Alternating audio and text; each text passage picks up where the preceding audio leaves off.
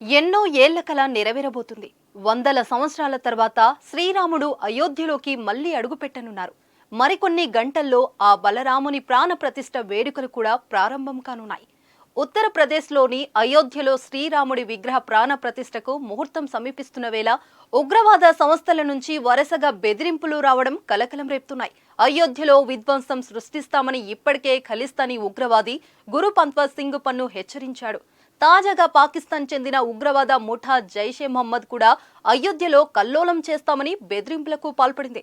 అమాయక ముస్లింలను చంపి రామ మందిర ప్రారంభోత్సవ కార్యక్రమం నిర్వహిస్తున్నారని హెచ్చరించింది. Gautam neuro care brain stroke migraine fits brain and spine surgeries కి best neuro surgeon. Babri Masjid కూల్చివేత ఘటనలను ప్రస్తావిస్తూ కల్లోల పరిస్థితులు తప్పవని హెచ్చరించింది. ప్రస్తుతానికి పరిస్థితులు అదుపులోనే ఉన్నాయని, భద్రత పరంగా అన్ని జాగ్రత్తలు తీసుకుంటున్నామని నిఘా వర్గాలు వెల్లడించాయి.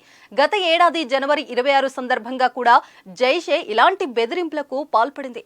జైషే తాజాగా ఈ హెచ్చరికతో భద్రదళాలు అప్రమత్తమయ్యాయి. అయోధ్యలో హై అలర్ట్ ప్రకటించాయి.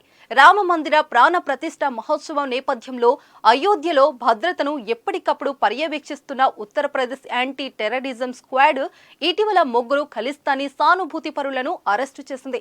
ఆ ముగ్గురి గురుపంత్వత్ సింగ్ పన్ను నేతృత్వంలోని నిషేధిత జస్టిస్ ఫర్ సిక్స్ సంస్థ సభ్యులు శంకర్ దుస్తాప్, అజిత్ కుమార్, ప్రదీప్ పునయాగా గుర్తించారు. ఈ ముగ్గురు రాజస్థాన్ వాసులు.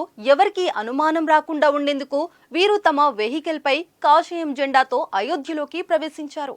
అయోధ్య రామయ్య ప్రాణ ప్రతిష్టకు మరికొద్ది గంటలు సమయమున్న నేపథ్యంలో అధికారులు గట్టి నిఘా పెంచారు.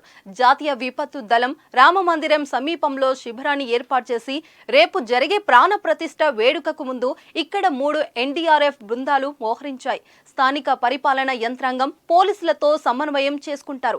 NDRF deputy inspector Manoj Kumar Sharma కూడా తెలిపారు. జైషే ప్రకటన అర్ధరహితమని, అది పాకిస్తాన్ ఐఎస్ఐ చెందిన సంస్థని ఇంటెలిజెన్స్ వర్గాలు వెల్లడించారు. అయోధ్యకు వీఐపీలకు, ప్రముఖులకు, భక్తులకు ఎలాంటి ఇబ్బందులు కలగకుండా అన్ని ఏర్పాట్లు పూర్తి చేసినట్లు ఆలయ ట్రస్ట్ సభ్యులు తెలిపారు.